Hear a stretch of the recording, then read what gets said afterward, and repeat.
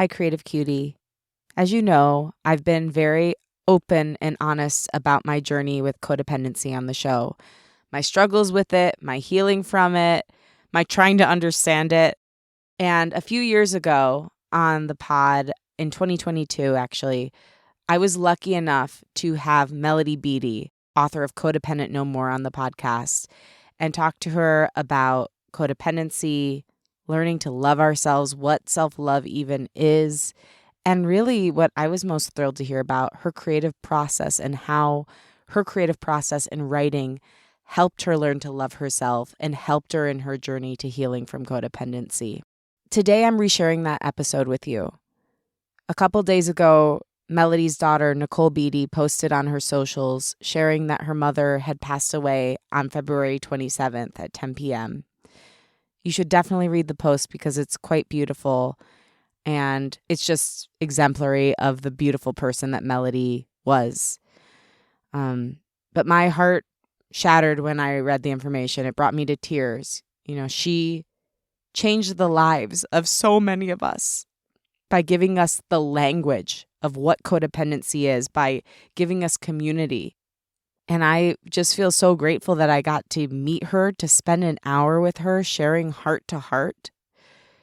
And more than anything, that she shared her truth with the world and changed so many people's lives, helped so many people heal, shined a light where there was darkness, and told people that they didn't have to be ashamed, that they could come into the light and that they could love themselves at least as much as they loved other people. Melody, thank you. I went on a walk today while I was preparing to just do this little intro with you, and I re-listened to the episode. And the whole time I was on the walk, I just felt her spirit come through. And I think you're going to feel that when you listen to it. If you can, as you listen to this episode, I mean, if you're driving or something else, that's totally good too. But if you can, I highly recommend taking a walk through nature.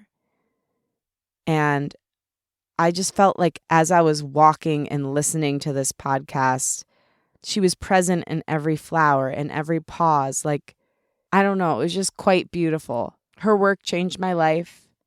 It helped so many people heal. And it's going to continue to do that for years to come, long after she's gone.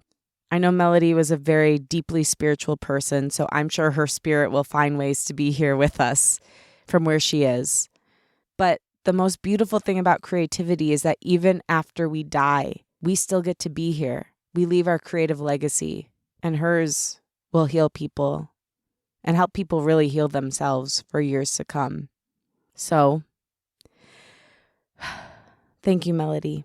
I love you, and I'm so deeply grateful for your bravery, your creativity, and your heart. Creative Cutie, enjoy this interview. I love you.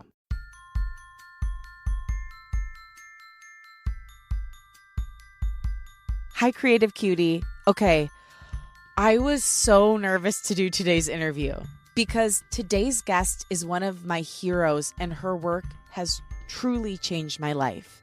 And it might change yours too.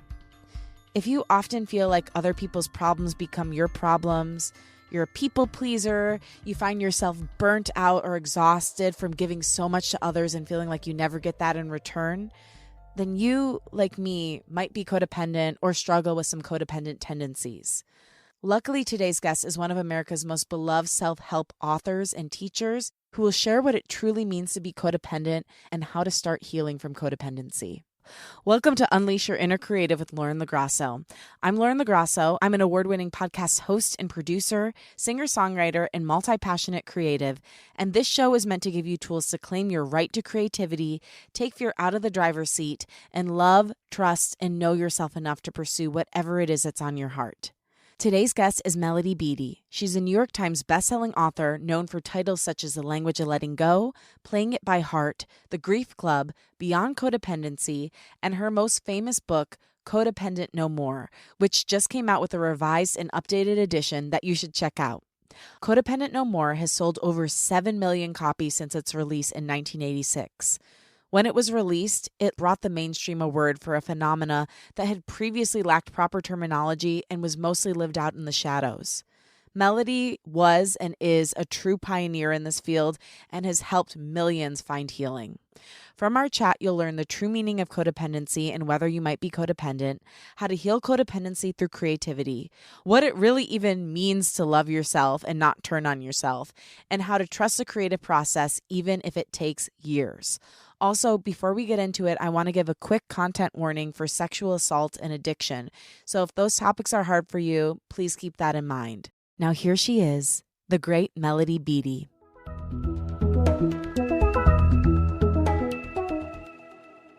Melody, I am so honored to have you here. Thank you for coming on my show, Unleash Your Inner Creative. This is one of the great honors of my life. I'm so happy you invited me. I really am. Oh, well, I know you have some amazing things to say about the creative process, and you don't talk about that as much, so I'm super excited to dive in. But first, I would love to share my codependence origin story with you, if you'd be open to hearing it. Go on then. So I was 22 when I moved to LA, and I'm 100% Italian Catholic. Where did you move from? Detroit. So, you know. Oh, geez. Yeah, it's tough. I was going to ask you, are Midwesterners inherently codependent? We are. We're born that way, and then the society perpetuates it up Right. there. Totally. Yeah. So I'd never heard that word before I moved to LA, and I was having trouble because I had my whole self-worth tied up in acting, which is what I was pursuing, and that wasn't going well, so I felt like I was bad. And then my mom was back home taking care of my grandparents, and I felt she was ruining her health in the way she was taking care of them. And so I was getting wrapped up in that and trying to get her to stop doing it that way so that she could preserve her health. But in the meantime, I was getting depressed and anxious, and my own mental health was, in the toilet. So that, between the sadness from the acting career, which I think was rooted in some form of codependence, the relationship with my mom, which I know is rooted in codependence, and then just being lonely, that drove me to do my first therapy. And the therapist was sitting across from me. She goes, have you ever considered that maybe you're codependent? And I was like, what? What's that? I thought that was just called being Italian Catholic. I didn't know that was a thing. We just call it being alive where I'm from. In Minnesota, we called it being Catholic. Yes, yeah. Exactly. So much of it is rooted in Catholicism, or they're both very intertwined. So I learned from that, and she taught me, some coping mechanisms to focus on myself. And I thought I was healed after that little jaunt in therapy. But then shortly after, I found myself dating a guy who was an alcoholic and had anger issues, and I was in the throes of codependency yet again. And then finally, 3 years ago, I ended that relationship, and after sitting on your book for almost a decade, I was finally able to read it because I was ready to take it in and heal. And so today, here we are, and it's just a really beautiful full circle moment. So I want to thank you for your work and what an integral part it's been and is now in my healing journey. I'm glad. It was very hard being on this planet before we had that information about codependency, because everyone was pretty much suffering in a dysfunctional silence. Yeah. And they didn't have words for it. No, we didn't have any words for what it was. I don't like the word codependency.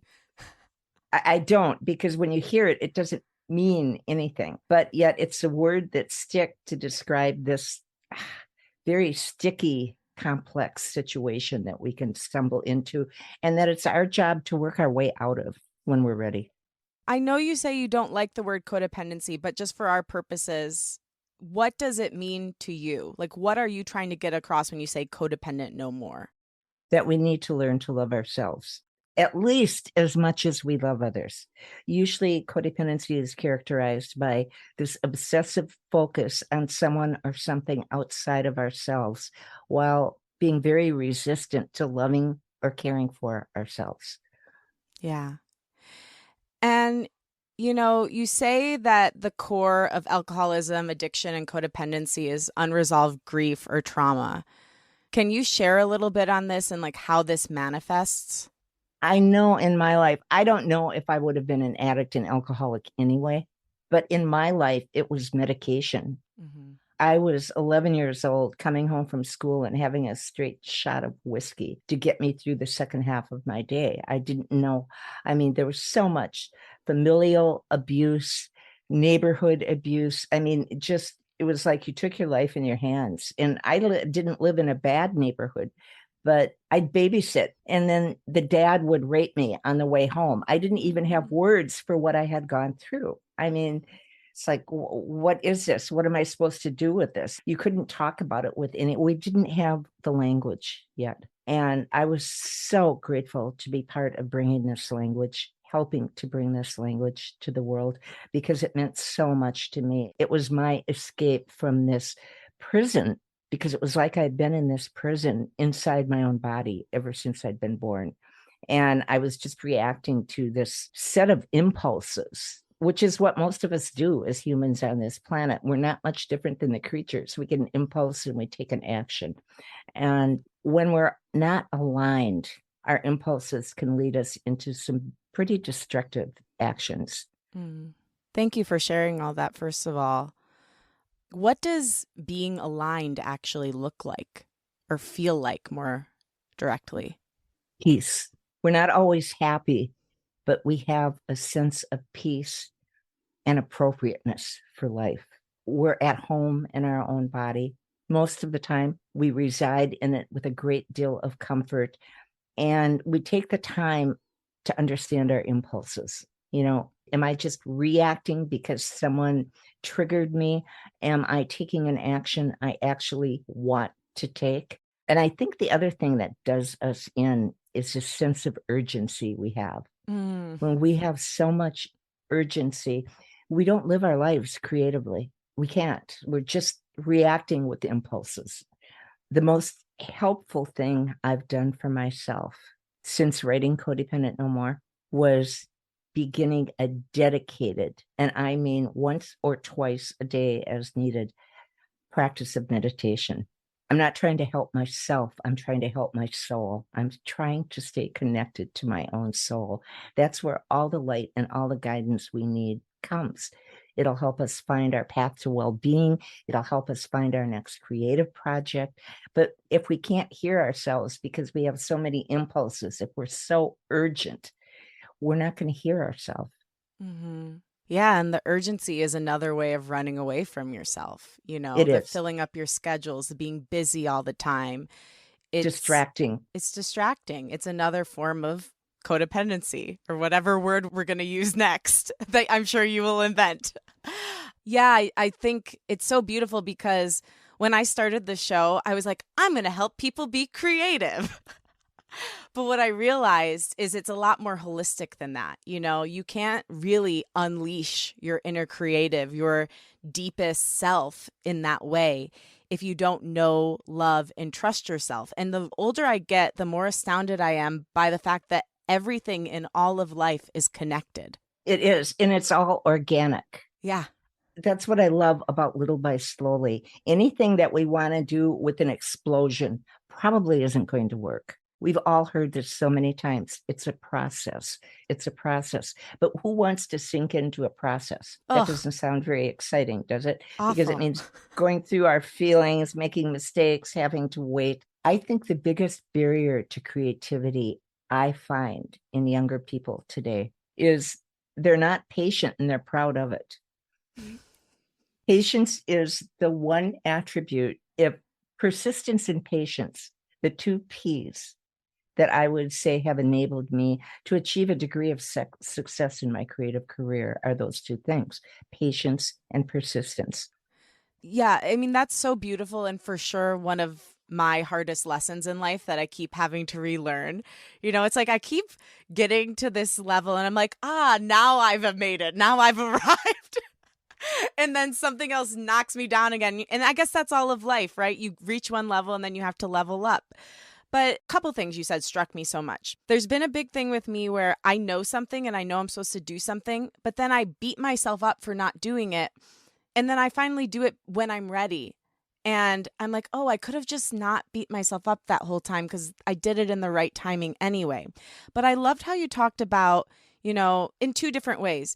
One with your marriage, that you basically, it was like a 3-year process of letting go. And then finally, one day you did detach, but it took those 3 years. And I really related to that. And the other way you talked about it was you sometimes will sit on an idea or like be writing the book in your head for 5 years before you actually write it.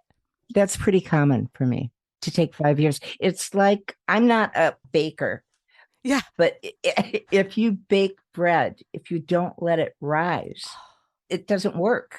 And I found the same thing to be true in my writing and with my creativity. I don't just grab an idea and then run with it. We need to let it rise. We need to know we can be happy whether we ever bring that idea to fruition or not. We will never, ever, ever be any happier when we get what we want than we were before we got it. Mm. Isn't that the truth? It's an inside job. Consistently. And to my great chagrin. I was going to ask, do you get like any less annoyed by that or you just have peace with the annoyance? I would call it peace with the annoyance. Okay. It's like, oh, that's back again. Yeah. But I'm 74. I've been going through what I call this process for many, many, many years. And it's a repeated going through it. I mean, every step of the way, we need what happens on this journey. We Mm. don't just get an idea and act on it. There is a holistic, like you said, process going on underneath that brings life, that needs the idea we have and helps it to rise Yeah. so that we can bake it. It takes faith, it takes persistence and joy. We should be finding a modicum of joy with our process too, whether we're in conflict, whether we're working on something, whether we're thinking about finding our next thing. If we can find a place of joy and fill our cup with that, then whatever we do creatively will be filled with that joy and with that love. If we're working from fear and desperation, that's the cup we're bringing to our work. So, I mean, we're our own cup that we bring to whatever we do. And so to pay attention, to take that walk, Mm. to focus on nature and to slow down. For the love of God, this country needs to slow down. What are we racing toward? And how does it help? It's not helping long term. It's that moment. I mean, it's another high, right? It's another distraction. Mm-hmm. It's another distraction. By the time COVID hit, people were going so fast. So very, very, very fast. During COVID was the first time I'd been able to think and to hear myself think and to hear what my soul had to say. There was just so much noise and cacophony going on. The collective consciousness can be a great distraction. Our phones can be a distraction. If I scroll on my phone, I am effectively connecting myself with the nervous energy of almost every other human being on this planet. We're all connecting our nervous systems, and our nervous systems are fried. And so it's like sticking our finger in a light socket. Whenever we do that, it's not going to work. And I don't know why I think it will. It doesn't work. It doesn't bring peace. It doesn't bring joy. Looking through the TV for that next thing. I mean, those are all ways to distract ourselves from feeling whatever it is we feel and doing the inner work to find peace right now. When I can let go of everything I tell myself I think I should be doing, I've got to get this done. I'll give you a little example. Okay, before this interview today, I had a letter that was very difficult that I needed to write. It was with a business I was having a conflict with. I wanted to just spout all this angry stuff, but that's not effective. For every action, there's an equal and opposite reaction. So I spent 3 hours getting organized, writing this letter. And then I thought, yeah, I'm going to get it out to the mailbox. So I printed it out. I found the envelopes. And just as I walked outside with this stamped letter, three of them actually, the mailman pulled up. And he had come early today, and I really needed to get it in the mail today. And I thought, that's perfect. When I can stay out of my head and go with the own flow of my spirit in an attitude of non-resistance, The little things work, the bigger things work when I can let go of my need to control the outcome, because control is the antithesis of creativity. Yeah. How do you do that? I try and sneak up on myself. Like, boo. No, like, oh, I'm going to do this very quietly. I'm not going to let my other alter ego get in there and start messing with things. It's a very gentle process. When I wrote this truly revised and updated Codependent No More, because it wasn't just a superficial effort, we went over every word twice in that book. And anything that made me cringe, I took out. I mean, it was like looking through a yearbook from high school when Yeah. it had been 40 years since he had been in high school. And adding a chapter to that book, it just worked so beautifully, though. I went back to when I sat in my little office behind the washer and dryer with the kids running through the house screaming. And I went back to when I wrote the current chapter 21 in the book, which was chapter 20 then. And I thought, I remember, I knew there was something missing, Mm. but I didn't know what it was. I mean, the other chapters, it's like, yeah, that goes in here. I didn't know what the missing piece was. So I thought, well, can't write it then, can I? So I wrote what I knew and turned it in. 36 years later, I realized what it was missing. And it was missing the trauma and anxiety part that comes from growing up in an alcoholic family, from living around alcoholism and abuse, from basically having a fairly rugged life. Yeah. And I don't know, since 9/11, I think we've had cultural trauma. I really believe that our world has changed and people's baseline has changed. And as I said at the beginning of this interview, the most important thing I've done for myself since writing Codependent No More was a dedicated practice of meditation. Where I am now, I can tell when my 20 minutes is almost up because my whole metabolism will change, it will shift. I can feel my mental energy shifting. And I don't know why I didn't do it earlier. Meditation used to really annoy me. Like if I'd sit and try and stare at a flower and meditate, I'd end up just getting more annoyed than I was when I started. I had so much anxiety. I didn't know, like many people, I didn't know it was anxiety, this driving impulsive force. It would set in whenever I was at a red light. I mean, there were times throughout my life I could feel it. I just didn't know what to do with it. Yeah. I mean, wait, can we talk about patience for a second? Because, Sure. I mean, you were 36 years patient on that chapter. Talk about trust in the creative process. You knew something was missing, but you trusted it enough to wait 36 years for the right time for it to come through. Yeah. That's incredible. I'm learning there are two different kinds of writers. There are writers who really love having written, getting it done, turning it in. I love the process of writing. I am absolutely thunderstruck still and in love with the creative process. The act of writing brings so much joy when I hit that sweet spot. You know, I don't care if it's taken me 37, 40 years. It is just, I love it.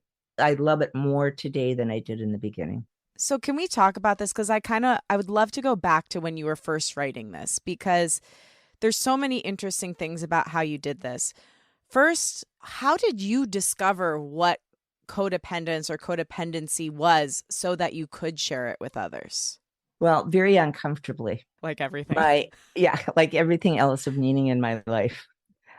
My AA sponsor, a woman, had introduced me to a man, my ex. Well, he's deceased now, and the father of my kids. And so that was kind of like, well, my sponsor introduced me. That's kind of like a write off on this whole thing. She's signing off on it. We got married 6 months later. I was pregnant 1 month later. And meanwhile, I was 2.5 years by then out of treatment. Mm-hmm. And I wanted to work as a counselor. I wanted to help other people the way I had been helped. And my ex worked, well, his family started a major treatment center in Minnesota. They started many of them, actually.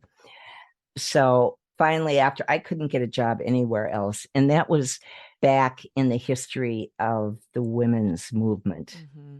I mean, we take so many of our freedoms, our God-given freedoms, for granted, but women haven't had those all the way along. Women have gone through their own struggle to find their freedom.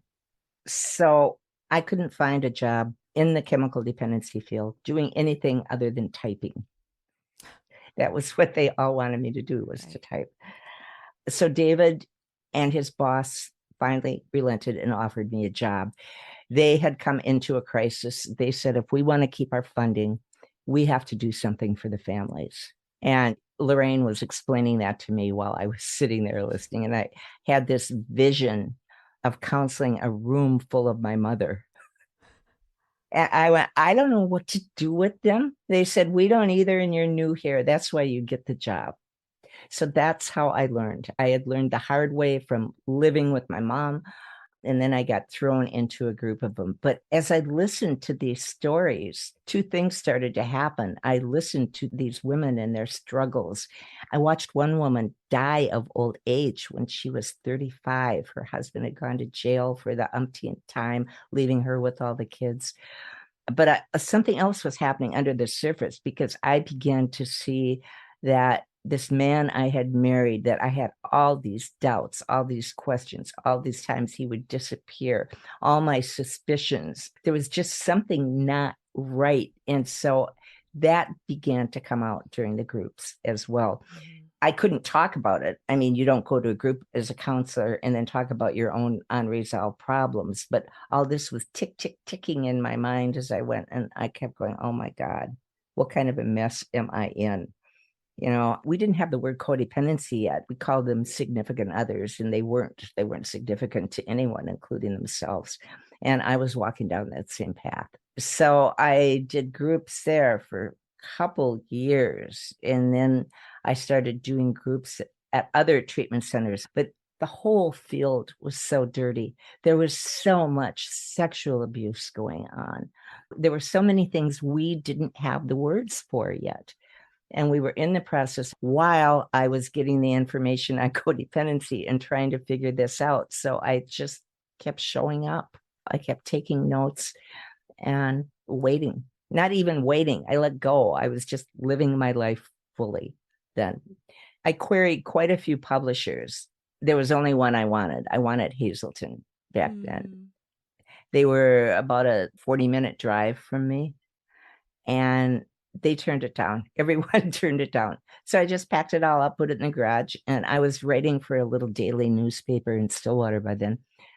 And so I started writing about codependency for the paper whenever I could. I didn't know that one of the people on the editorial staff at Hazelton lived in Stillwater, read that paper, and he went to battle for me at Hazelton. They changed their mind. They came back. They said, we want to see the whole book. And so that was the birth of Codependent No More. It was very messy. Yeah. A gory birth, as many beautiful creative projects are born out of a gory birth.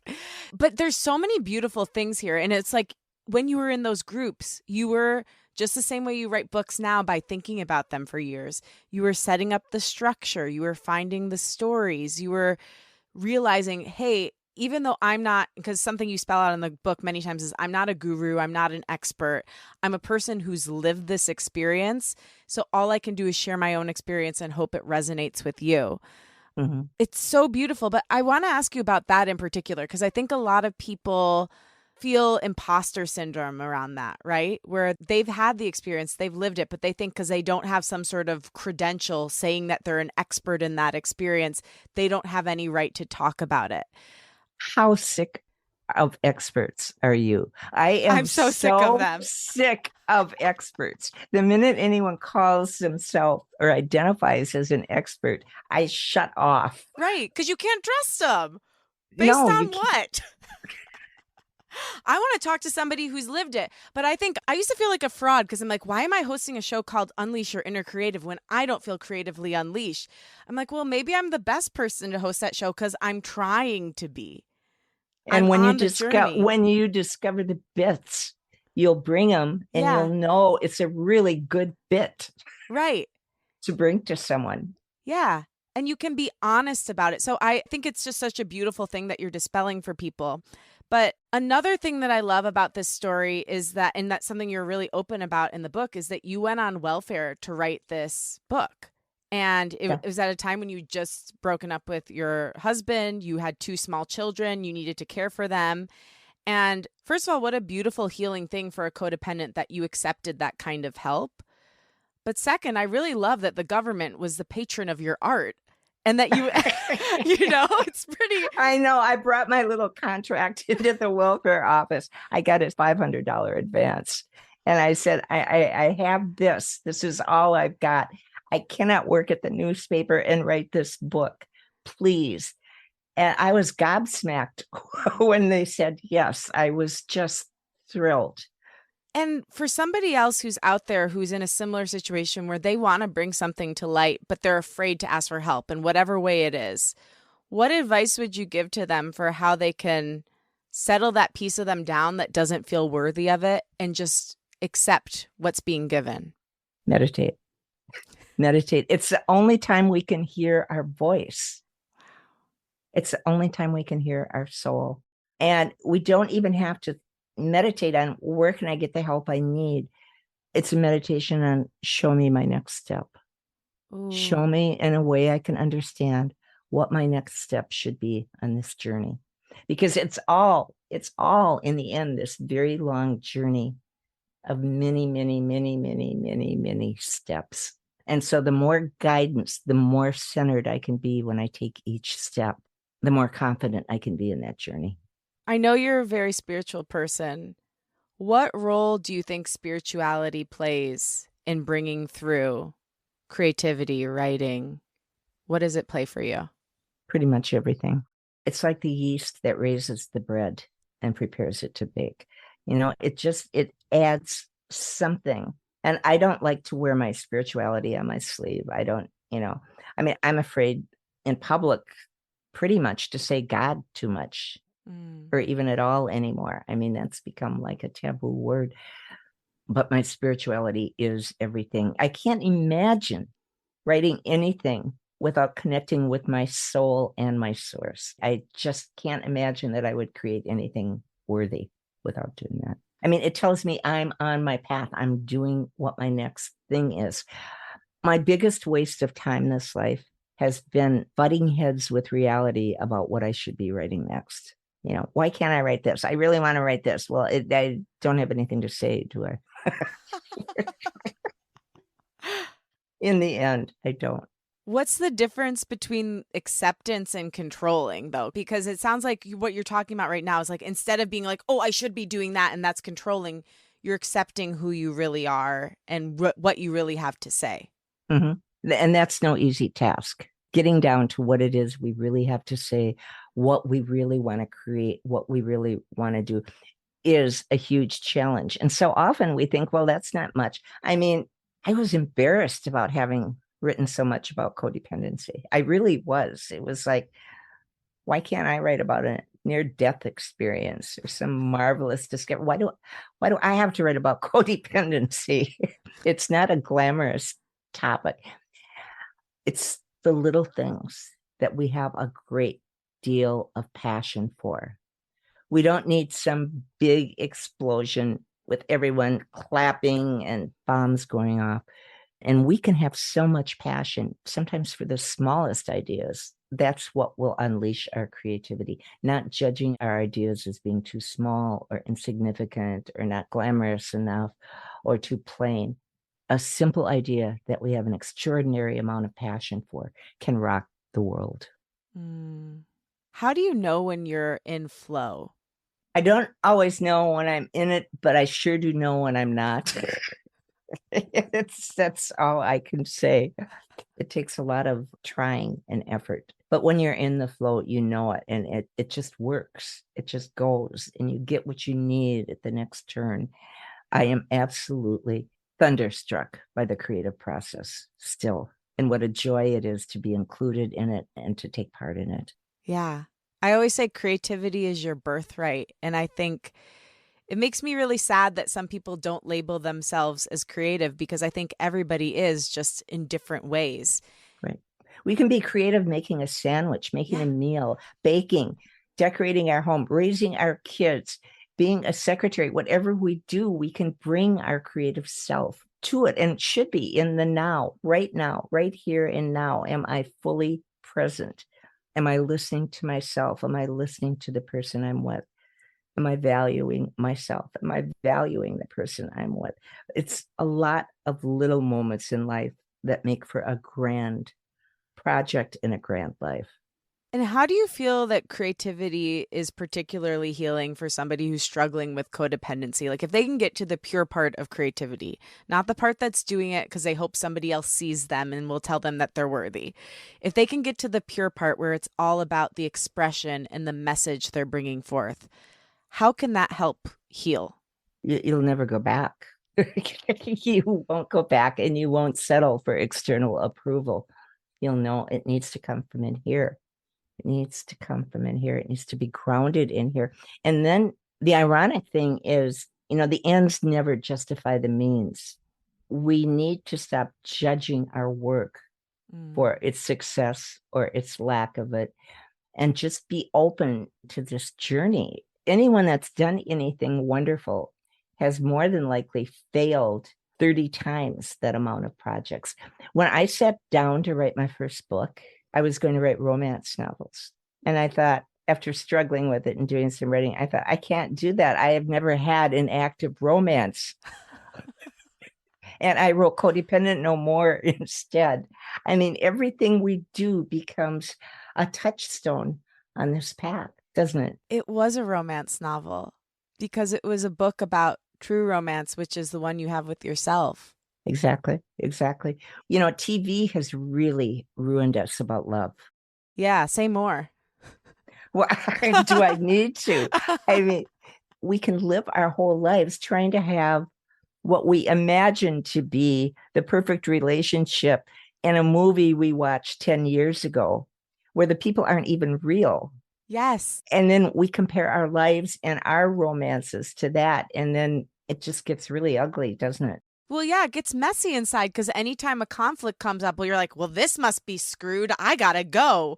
Yeah, Or, I'm out of here. I'm out of here. yeah, or you blame yourself and you go in and turn on yourself. So either way, it's not good. And you're 100% right. But I just want to circle back to one other thing that, has to do with your creative process that I think is so beautiful and doing it really for your own self satisfaction and expression. I love that when you were first writing your book, you said, I thought about 2 or 3 people would read it. And it ends up being read by, I've seen different numbers, 7, 8 million plus people. Mm-hmm. How do you think that telling yourself, okay, if nobody reads it, if only a few people read it, that's still good enough for me, actually helped it reach those millions? Or how did it help you? It helps me writing to one person. It helps me keep it real. It helps me say what I need to say without putting on any airs. So I'm always writing to one person, maybe at most two. And it's better that way. I also like to write my intentions. I think intentions are just so key and so critical in life and in the creative process. And I was very clear with myself before I wrote Codependent No More. I wanted this to be a book that a therapist could hand a client who came into their office and say, after you read this, we can talk. Mm-hmm. Because it would save so many hours.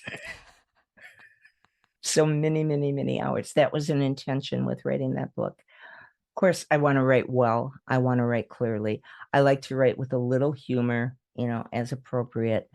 But we need our intentions with whatever we do. We need to be as clear as we can be. We need to put our intentions in writing and then be open. Our intentions may change. We may decide, well, that's not really, in the end, that's not what I want to do with this. I want it to be this, or I want it to be that. But intentions with creativity is extremely important. Yeah. And it's interesting because intentions are so different than goals. Intention, It's softer. it's a breeze. A goal is a gust of wind that's going to knock you over.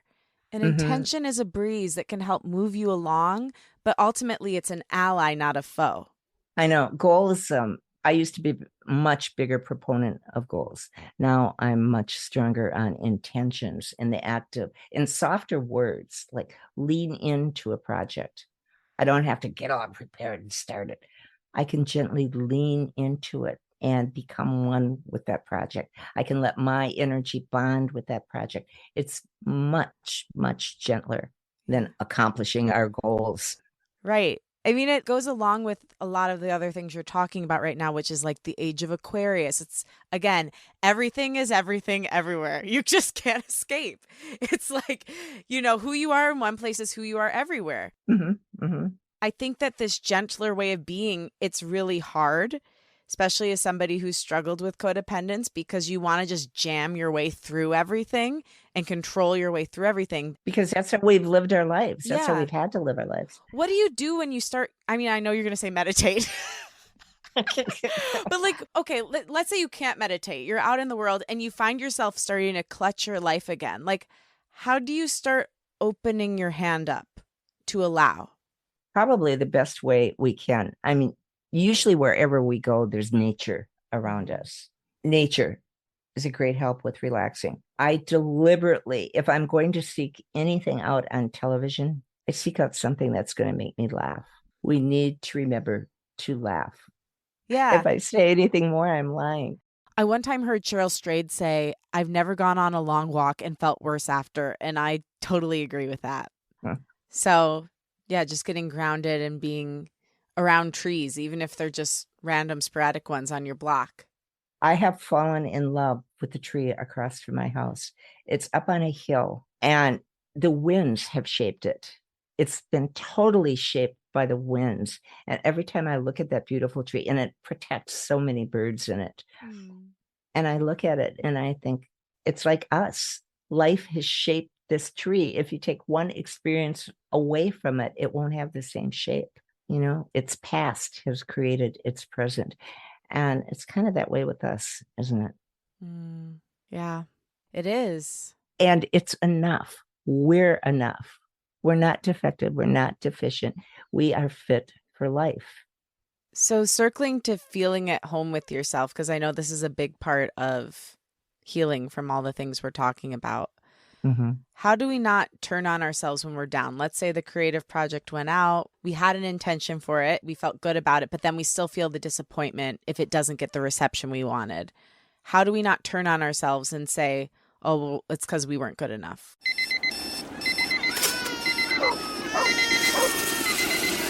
Time for a Diet Coke break. Yes, yes, yes. Da da da da da. I really needed that. Love what you love. Diet Coke. Get Runway Ready. A chance to win the ultimate shopping experience plus hundreds of prizes curated by Kate Moss.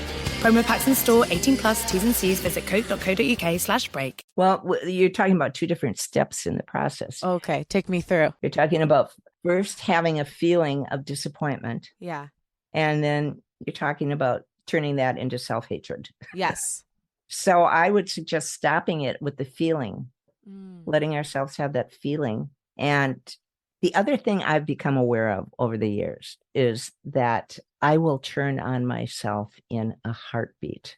I will display every attribute of the person that treated me worst the whole time I was growing up. I will say to myself all the horrendous things this person said to me.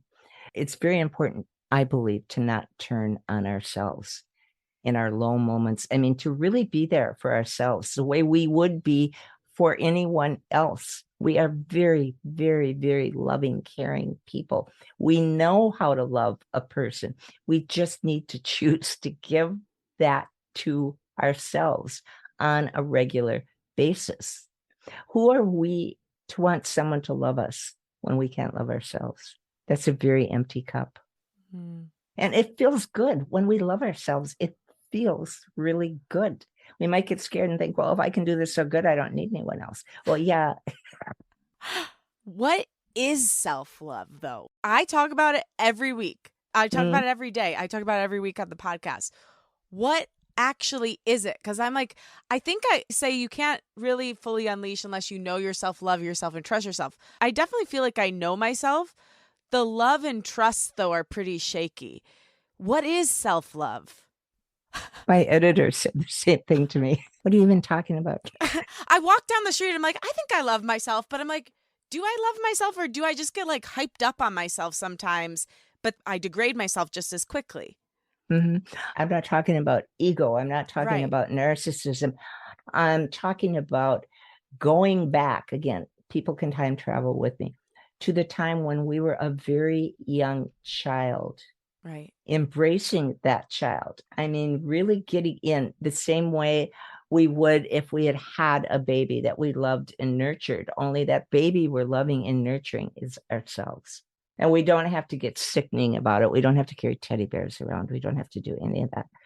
No, but we need to be loving to ourselves. And it starts by talking. For many of us, just starting by talking much better to ourselves can really spin things around. And mindfulness, when do we turn on ourselves? Can we tell when we turn on ourselves? Can we tell when we're maybe just putting up with ourselves? Like, yeah, you can come along with me. I don't really want you around. But I mean, how are we treating ourselves? What is our soul and heart response to who we are as a human? That can be very challenging to get into a rhythm of really saying, yes, I love myself as much as I love others. The problem isn't loving ourselves more than we love others. It's loving ourselves at least as much. I mean, we are the people that will go to the ends of the earth and back again for someone else if we think it will help. Will we do that for ourselves? Mm-hmm. The most powerful thing that I got out of that is like when you are in that state where you start turning on yourself, is that, like you said, you have to time travel to your little self, to the origin of the pain, and say, hey, little one, it's okay. You're okay. It's okay. It's okay. You're safe with me. Whatever their ups, our downs, our sideways, all of that, just let ourselves know, like you said, that we're safe with ourselves. We're not going to berate ourselves the way that significant person did our entire lives. I don't know, why do we end up with the worst voice that we heard? And that's the one we recreate, the most painful voice, the harshest voice. That's the one that's my go-to. Yeah. I don't know, but I feel like it's because we're trying in our own weird way to heal that relationship. It's like maybe if I prove that voice wrong in this iteration of my life, I can finally prove I'm enough. That could be. I know with dads, that can be a big thing, trying to conquer the dad that left us when we were 2. Right. I don't think we have any idea how much of our adult life is formulated by the time we're 7. Right. Well, they say, isn't everything kind of decided, like your emotional and mental health is kind of solidified by that age, right? And our story is. Yeah. Most of us have our story about why these things happened and what it's going to mean for the rest of our lives. Our story is probably the first thing we need to think about rewriting. I wonder, because I really believe that creativity is deeply linked to the inner child and the younger self and can be very healing for the little one. How did writing this book and all your subsequent books help heal that younger version of Melody that so needed somebody to tell her she was enough? I don't know that I was looking for my work to tell me I was enough. I was looking for that to come from me.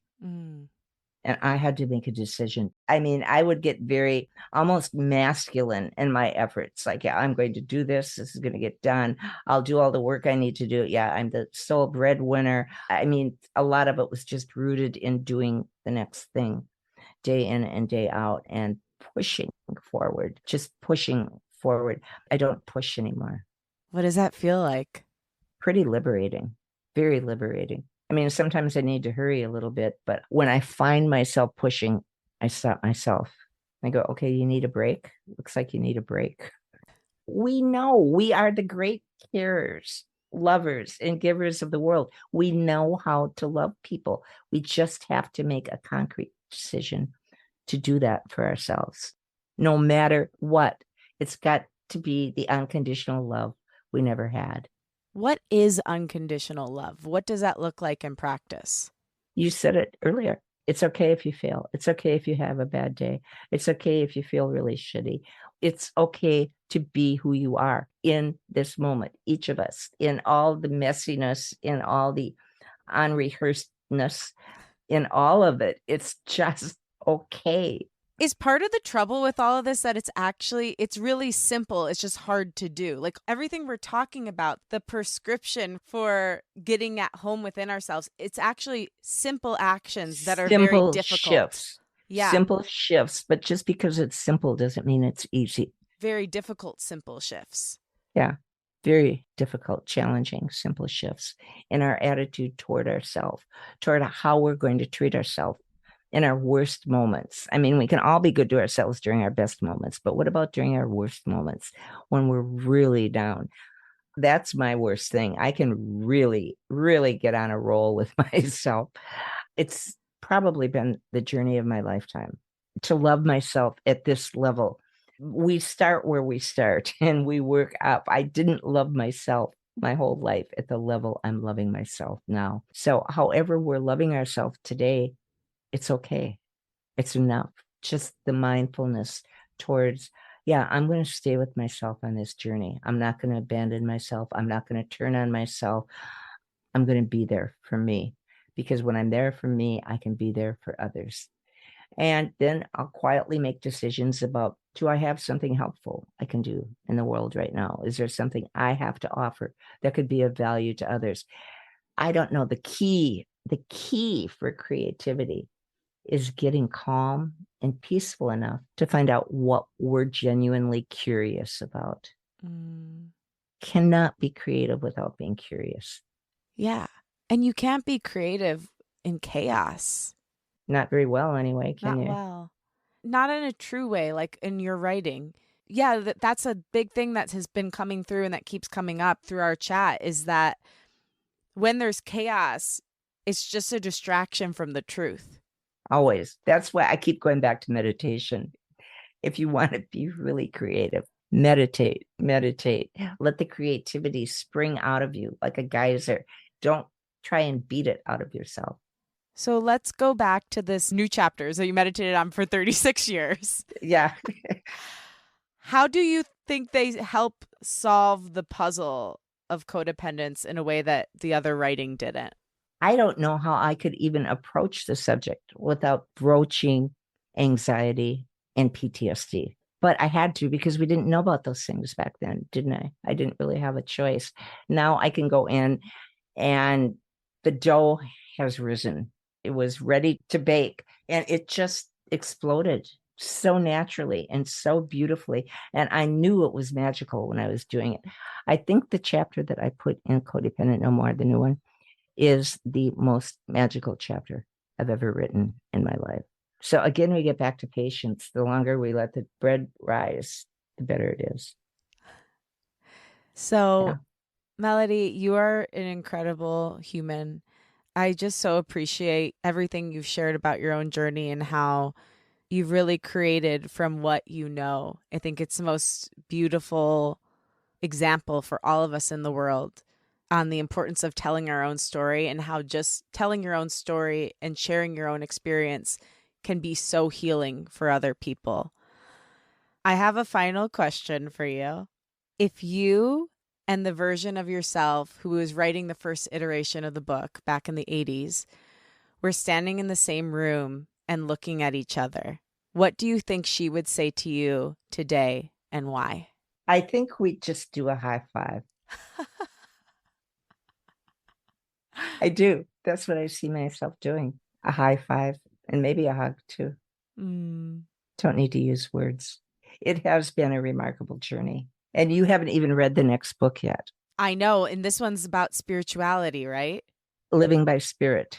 Yeah. I can't wait. I mean, I wanted to ask you all about, because you said this amazing thing on another interview I was listening to. You said, when you were 12, you said to God, if this is your idea of love, you and I have a problem, because my life so far, far has not felt like love. If this is how you're going to handle my life, then I'll take the reins. I'll take it from here. Because I think I can do a better job.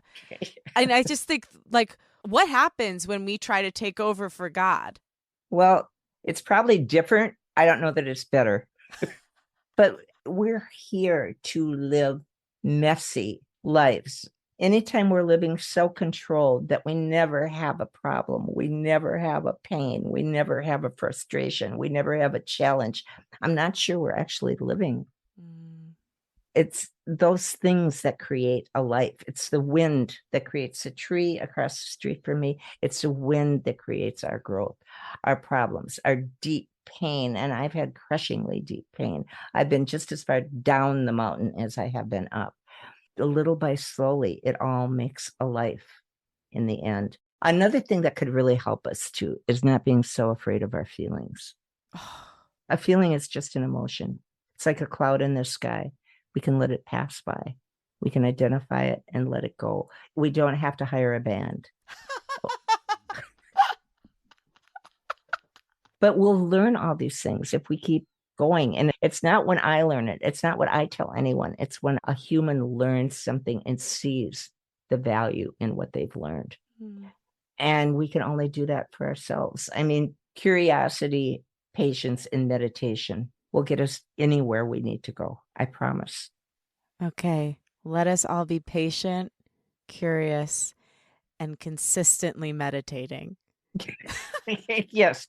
At least 20 minutes a day. At least. I don't know how anyone can get by during these times without it. That's what I say. I don't know how people are just white knuckling their way through life right now. I couldn't do it. I couldn't either. It's going to be very interesting. Lest we forget, the reason we've been given all these tools is because we're going to need them. So when the going gets tough, take out your toolbox. Now is the time to cultivate that spiritual and emotional toolbox. Feel all your feelings, because when you feel everything, you can do anything. And unleash your inner creative. Thank you for listening, and thanks to my guest, Melody Beattie. For more info on Melody, follow her at author Melody Beattie and visit her website, melodybeattie.com. That's where you can find the new edition of Codependent No More, therapeutic resources, and even her daily meditations and wisdom readings. Also, if you liked this episode, check out the awesome episode of the podcast I executive produce, which is one of the great honors of my life. It's called We Can Do Hard Things with Glennon Doyle. The hosts did such an incredible job, and they had a great, beautiful, deep, soulful conversation with Melody on the show. So I highly recommend that if you're interested in continuing to learn about codependency and how to start healing from it. Thanks to Rachel Fulton for helping edit this episode of Unleash. You can follow her at Rachie Fulton. Thanks Liz Full for the show's theme music. Follow her at Liz Full. And again, thank you. If you like what you heard today, remember to rate, review, and follow the show on Apple Podcasts or wherever you get your podcasts. Share the show with a friend and post about it on social media. Tag me at Lauren LaGrasso and at Unleash Your Inner Creative, and I will repost to share my gratitude. And also tag the guest at author Melody Beattie so she can share as well. My wish for you this week is you find new ways in your life to come home to yourself and remember your inherent worthiness. If that means finding time to meditate, taking a walk, exploring your creative passions, or even reading one of Melody's books, whatever it is, I hope you do it because you deserve to come home. I love you and I believe in you.